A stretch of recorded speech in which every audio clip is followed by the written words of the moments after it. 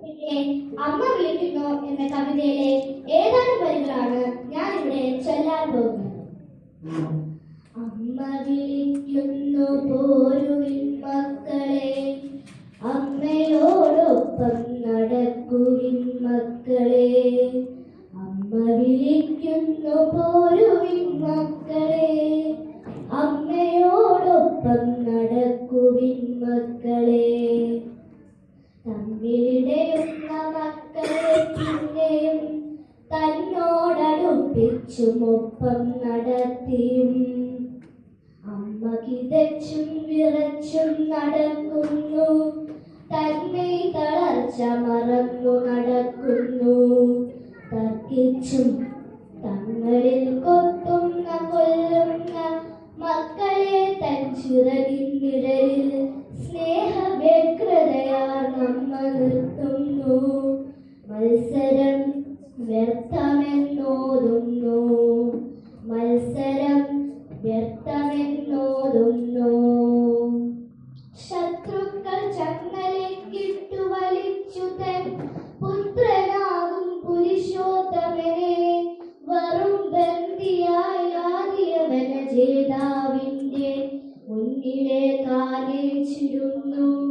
വല്ലതുമുണ്ടോ പറയുവാനെന്നു ചോദിക്കുന്നു.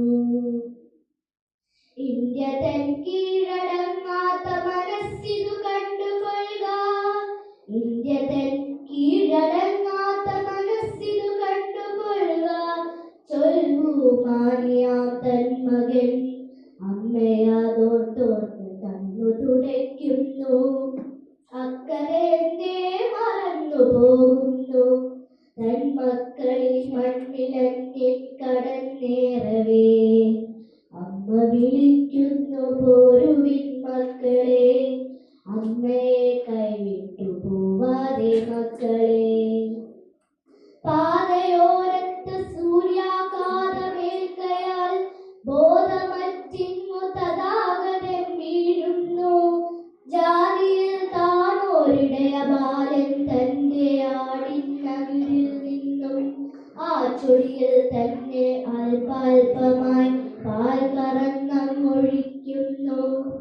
തൻ പ്രാണനൊന്നു തണുത്തു തഥാഗതൻ കൺചിമ്മിയപ്പോൾ എഴുന്നേറ്റിരിക്കുന്നു.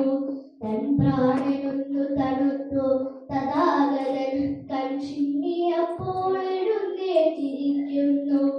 അമ്മ വിളിക്കുന്നു പോരുവിൻ മക്കളെ, അമ്മയോടൊപ്പം നടക്കുവിൻ മക്കളെ.